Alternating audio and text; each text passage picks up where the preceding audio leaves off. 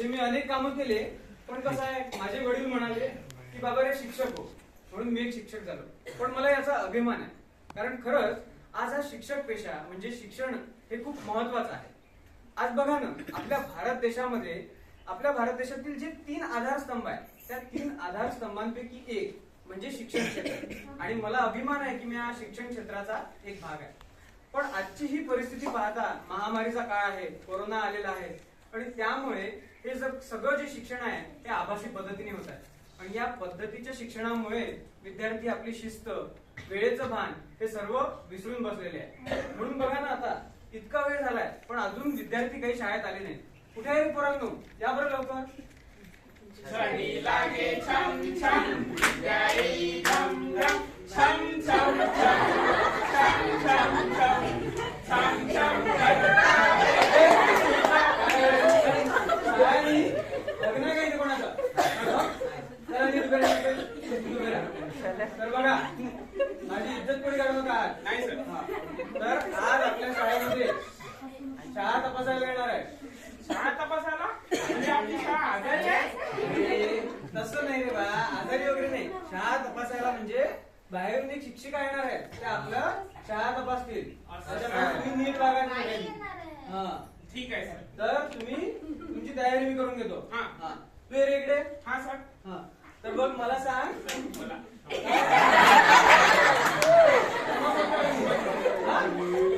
लक्ष दे. तर बघा, मला सांग, औरंगजेबाला किती बायका होत्या? कोणला? कोणला काय कोणला? औरंगजेबाला किती बायका होत्या? औरंगजेबला? माहित आहे का? अरे हा रे, माहित आहे, रसायनशास्त्र.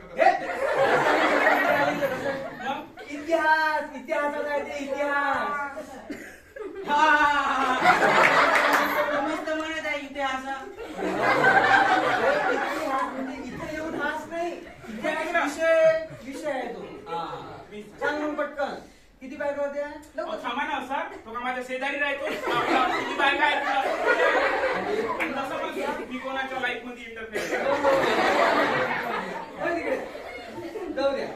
बघा आता कसं झालंय, परिस्थिती जशी ओढवली आहे की विद्यार्थी इतिहास सुद्धा विसरून झाले, म्हणून आपल्याला त्यांना सुद्धा ताळावर आणायचं. तर बघा, तू ये रे इकडे. सांग बरं मला, व्याकरण म्हणजे काय माहिती आहे? आणि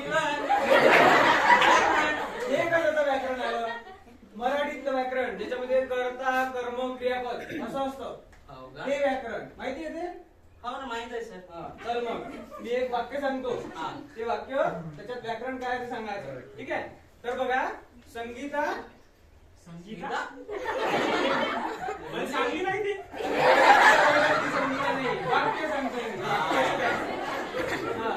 तर बघा, संगीता रस्त्याने जात होती, ती अचानक थांबली आणि तिने मागे वळून बघितलं. यात संगीता कोण? बर, समजा मी संगीता आहे. मग सांगा. संगीताला धडी विषय समजायचं आहे तुम्हाला, समजायचं. समजायचं आहे का फक्त? मला समजा ना मग. बरं, तू संगीता. ठीक आहे, हा संगीता. मीच. बर, संगीता रस्त्याने जात होती, थांबली आणि तिने मागे वळून बघितलं. यात संगीता कोण?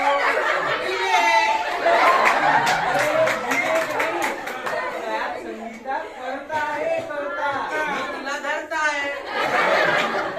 कधी पण मॅडम येतील, नीट बघा तुम्ही, शिस्तीत उभे राहायचं. अरे नमस्कार मॅडम.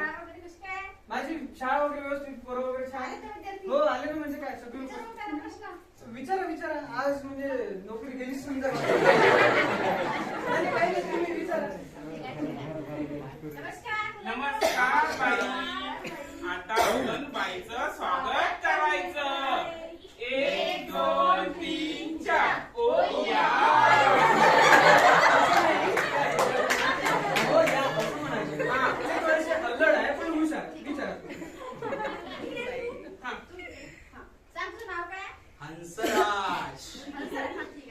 आणि तुझं? जुगल हंसराज. गुगल हंस.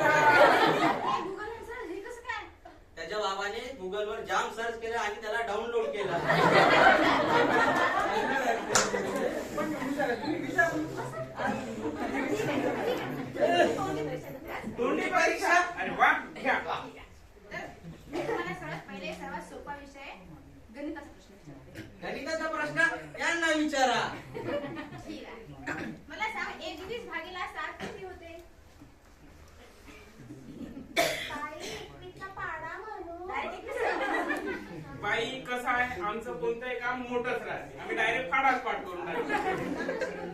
हा. 21 एक 21 21 कोणी आहा 21 एक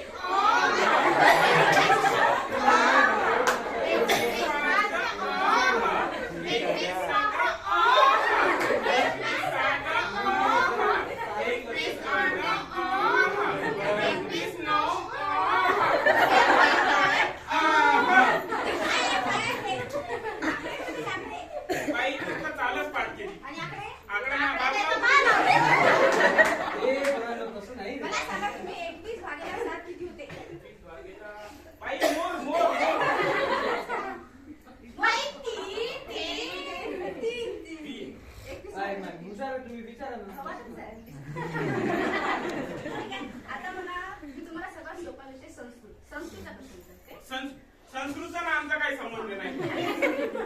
अरे पोरं, संस्कृतचा प्रश्न? वर्गात बसा. यांना विचारा. वर्गात बसा. आली बाई, विचारा. हो मॅम, मला संस्कृत येते. काय ते संस्कृतमध्ये? मला संस्कृतची सर्व सुभाषित पाठ ठीक आहे. आहे. तुला जे सुभाषित पाठ आहे ते म्हणून दाखव. अहं नमामि नमः नमः. ते कशात आहे? अहं नमामि नमः नमः. म्याव म्याव म्याव म्याव. काय झालं तुमचं हे? तुम्ही मराठी सिनेमाचे डायलॉग संस्कृतमध्ये म्हणताय. सर, कशाचा परिणाम आहे? नाही मॅडम हे आता कसं की मुलं मोबाईल चालू राहतो इकडे टीव्ही चालू राहतो ते कोरोनामुळे कसं सगळं टीव्हीचं मोबाईल मध्ये शिक्षण असं झालंय. नाही पण मॅडम ते तसे हुशार आहे थोडेसे अल्लड आहे. आता इंग्रजीचा प्रश्न विचारते. मॅडम एक प्रश्न राहिलाय संस्कृतचा. मला सांग, तमसोमा ज्योतिर्गमय. बाई मी सांगू सांग ना, सांग ना. माँ तुम सो जाओ मैं ज्योति के संग जाता हूँ.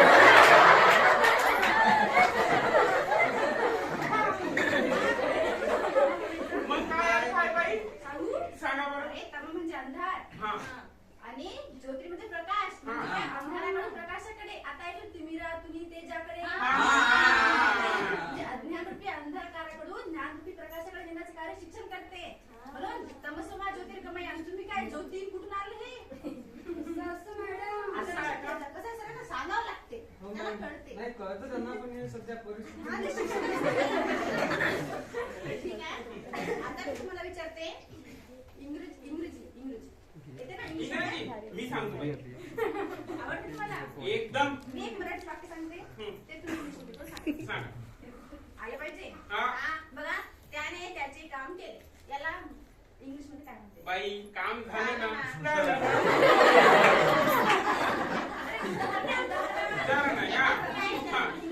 त्याने त्याचे काम केले. त्यानं त्याचं काम केलं. He has done his work. अरे व्हेरी गुड. आहे मॅम ते करतात अभ्यास पण ते थोडस कसं ठीक आहे. बरं, तो काम करतच राहिला. त्याला काय म्हणते? डन काय रे पोरांनो, मी तुम्हाला काय शिकवलं होतं त्या दिवशी? हा. मी तुम्हाला हॅज बीन चालू वर्तमान काळ वगैरे असं सगळं शिकवलं होतं ना. शिकवलं होतं का? फायदा शिकू शकतो तुमचा काही फायदा. तुमची नोकरी किती समजते? नाही असं नाही, ते करतात अभ्यास तुम्ही असं काहीतरी त्यांना सोपं याला सोपं काय तुम्ही सांगा, विचारा. असं का झालं हे? हे काय आहे? आता हे परिस्थितीच अशी आली आहे सगळ्यांमुळे सगळे नाही तुम्ही सोपा प्रश्न घ्या नाही का ते सांगतात तुम्हाला. ठीक आहे. Common sense.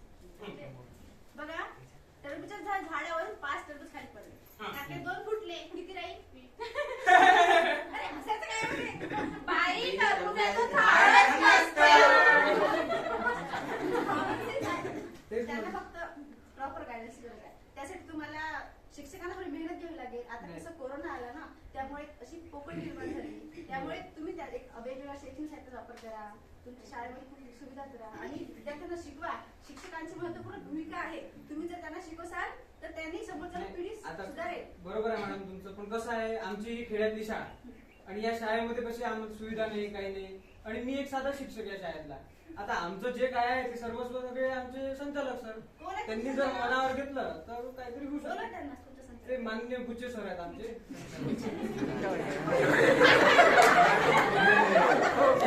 रामराम मंडळी. असताय ना? हो. असायलाच पाहिजे. काय झालं मॅडम, कशाला बोलवलं? कशाला बोलायला? तुम्ही तर बुच्चे. हा मी हे काही कशाला धड उत्तर देत नाहीये. हो रे खरंच आमचे विद्यार्थी तर खूप हुशार आहेत.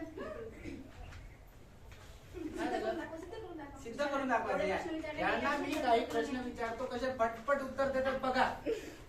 नीट ऐका. हा सर. मी प्रश्न विचारतो विचारा. बरोबर उत्तर द्यायचं आहे एकदम. आणि या मॅडमला दाखवायचं आहे की तुम्ही किती हुशार आहात. ठीक आहे. विचारू मग प्रश्न. विचारा. समोर चौक आहे. आहे. तिथे एक ट्रॅफिक हवालदार उभा आहे. आहे. समोर एक ट्रक ड्रायव्हर येत आहे. येत आहे. पण तो विरुद्ध दिशेने येत आहे. हा. पण तरी पण तो ट्रॅफिक हवालदार त्याला पकडणार नाही. का बरं? कारण सर तो चालत येत आहे. बघितलं? कॉमन प्रश्न आहे तो. तुम्हाला तरी येतं का ते? हुशार आहे बाई. म्हणजे काय मला येत नससाठी तुम्हाला बरं दुसरा प्रश्न तुम्हाला विचारतो. सांगा आपल्या बाजूला चारही बाजूला 4 हाऊस आहे. उजव्या बाजूला आहे ब्लॅक हाऊस, डाव्या बाजूला आहे येलो हाऊस आणि मागच्या साईडने आहे रेड हाऊस. सांगा व्हाईट हाऊस कुठे आहे? समोरच्या साईडला. व्हाईट हाऊस अमेरिकेला आहे. बघितलं? दिसलं आहे? मग समोर काय आहे? समोर तर आपले आजी आजोबा बसलाय ना. त्यांचं मनोरंजन करायसाठी इथं आलो आपण. हा आता तिसरा प्रश्न विचारूया ना. आता सांगा तुमच्यावर जीव मरण्याची परिस्थिती आली आहे. समोर 3 दरवाजे आहेत. हा. पहिल्या दरवाजामध्ये आग आहे. हा. दुसऱ्या दरवाजामध्ये 100 साप आहे आणि तिसऱ्या दरवाजामध्ये 2 वर्ष भुकेला वाघ आहे. सांगा कोणत्या दरवाजात जाल? तिसऱ्या. तिसऱ्याकडे जाणार. तिथे भुकेला वाघ आहे 2 वर्षापासून तुम्हाला खाणार नाही का तो? कारण 2 वर्षापासून तो भुकेला असल्यामुळे तो मरणार नाही का? काय मॅडम तुम्ही पण ना. बघितलं किती हुशार आहे विद्यार्थी आमचे. सर तुम्ही सरळ theory, common sense ही त्यांना विचारलं. याआधी मी त्यांना पायथागोरसचा theorem विचारला, आला नाही. त्यानंतर मी त्यांना न्यूटनचा सिद्धांत, न्यूटनचा शोध विचारला, तोही आला नाही. त्यांना प्रॉपर पुस्तकी ज्ञान काहीच नाही. असं कॉमन सेन्स काय हो मॅडम तुम्ही एक लक्ष दिलं का? आमची ही मराठी शाळा आहे. इथे 100% तुम्हाला उपस्थिती दिसतात. ठीक आहे. तर मला आवड आहे शाळा मनापासून. पण असं म्हणून काय फायदा त्या शाळेमध्ये जर विद्यार्थीच प्रेझेंट नाही. आणि हसत खेळत शिक्षण म्हणजे काय? ते मनाची फक्त म्हणायची गोष्ट नाही आहे ना, ते करून दाखवता सुद्धा आलं पाहिजे. तुम्ही म्हणाल पायथागोरसचा सिद्धांत, तो आम्ही त्यांना शिकवतो हो, पण त्याचा पायथा कसा भक्कम झाला पाहिजे ज्याच्यावर आमचं जास्त भर आहे. आणि तुम्ही सांगितलं की न्यूटनचा सिद्धांत, त्याच्यामध्ये तुम्ही शिकवता की झाड आहे, झाडावरून सफरचंद पडतं, पण ते सफरचंदाचं झाड कसं लावायचं ते त्यांना कोण शिकवणार? आणि त्यातून आम्ही विद्यार्थ्यांना सांगितलं आहे की प्रत्येकाने 5 झाडे तरी लावायचे आणि त्यातून त्यांना पैकीच्या पैकी गुण आम्ही त्यांना देत असतो. हे शिक्षण आम्ही त्यांना देत असतो आणि त्यांना कोणत्याही प्रकारची जबरदस्ती करत नाही. त्यांना जे शिक्षण घ्यायचं आहे, जे आवडतं, त्यांना इंजिनियर व्हायचं आहे, डॉक्टर व्हायचं, त्याचं शिक्षण त्यांना आम्ही देत असतो. आणि त्यांना महत्वाचं म्हणजे की त्यांच्या आई वडिलांचं शिक्षण म्हणजे आई वडिलांची जी इच्छा आहे, अपेक्षा आहे, ते पूर्ण कशी करायचे, त्यांच्या वचनेचं पालन कसं करायचं, त्याचं शिक्षण आम्ही यांना या विद्यार्थ्यांना आमच्या शाळेमध्ये देतो. तणावमुक्त वातावरणामध्ये विद्यार्थ्यांना शिक्षण हा, असं म्हणायचं. ठीक आहे. मला तुमची संकल्पना आवडली आणि ही संकल्पना संपूर्ण म्हणजे बाकीच्या शाळेमध्ये सुद्धा वापरायला पाहिजे. म्हणजे विद्यार्थी तणावमुक्त शिकले पाहिजे, तणावमुक्त वातावरणात त्यांनी परीक्षा दिल्या पाहिजे आणि तेवढंच काय तर म्हणजे तुम्ही जी बाकी पर्यावरण संवर्धन किंवा जे काही मूल्य आहे ती रुजली पाहिजे. या दृष्टीकोनातून तुम्ही जे शिक्षण देता ते चांगलंच आहे आणि प्रत्येकाने शिक्षण द्यायला पाहिजे. परंतु काय सर आता ही कोरोना महामारी आली 2 वर्षामध्ये आणि त्यामध्ये विद्यार्थ्यांची दशा बघितली, जी अवस्था आहे त्यांची आहे की त्यांची गलती नाही. कारण माहिती का त्यांनी तुमच्या प्रश्नाचे उत्तर दिले कारण त्यांना कॉमन सेन्स आहे, पण त्यांना प्रॉपर नॉलेज नाही आहे. तर त्यासाठी तुम्ही म्हणजे ते 2 वर्षाची पोकळी कशी भरता येईल यासाठी तुम्ही तुमच्या शिक्षकांना वेगवेगळ्या सुविधा उपलब्ध करून द्या विद्यार्थ्यांमध्ये आणि विकास होण्यासाठी अनेक प्रकारच्या तुम्ही योजना आणा, त्या राबवा असं मला तुम्हाला सांगायचं आहे. आपण मीटिंग घेऊया आपण आणि ते करूया. ठीक आहे. घेऊन घ्या तुम्ही ते. आणि त्याचा तर बघा मंडळी, म्हणजे यातून आम्हाला एवढंच सांगायचं होतं की आजची जी परिस्थिती आहे की शिक्षणाचे शिक्षण होऊन राहिलेलं आहे, कसं घडत आहे. तर या शिक्षणाचा सगळ्यात महत्वाचा घटक म्हणजे शिक्षक. आणि मला अभिमान आहे की आम्हा सगळ्यांनाच अभिमान आहे की आज आम्ही शिक्षक व्हायला होतं, म्हणजे होणार आहे पुढे छात्र अध्यापक आहोत. तर नक्कीच आम्ही ही जी संकल्पना आहे, हा जो आधारस्तंभ आहे विद्यार्थी, जो आपल्या समाजाचा आणि देशाचा आधारस्तंभ आहे, देशाचं भविष्य आहे, तर त्या देशाच्या भविष्याला आम्ही नक्कीच घडवू अशी आम्ही एक निरोप तुम्हाला देतो आणि तुमची इथेच रजा घेतो. धन्यवाद.